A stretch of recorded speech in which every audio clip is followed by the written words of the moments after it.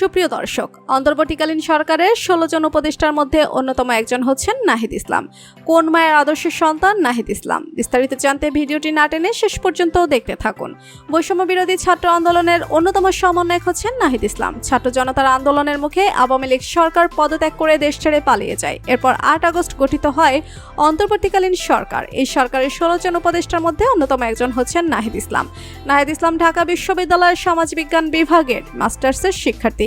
তিনি সরকারি বিজ্ঞান কলেজ থেকে উচ্চ মাধ্যমিক পাশ করেন। নাহিদ ইসলামের বাবার নাম বদুল ইসলাম। তিনি পেশায় একজন কলেজ শিক্ষক।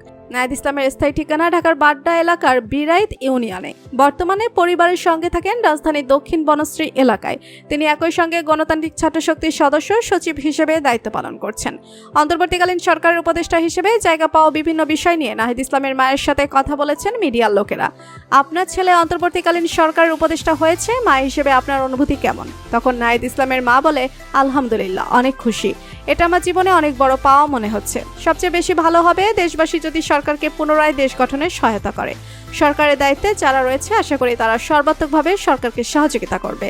যেভাবে আন্দোলনের সময় দেশবাসী শিক্ষার্থীদের পাশে ছিল, কোনো কাজে কোথাও যেন দুর্নীতি না হয়, অবৈধ কাজগুলো যেন না হয়, সেদিকে খেয়াল রাখতে হবে। আশা করি নতুন সরকার আমাদেরকে একটি নতুন বাংলাদেশ উপহার দিবে।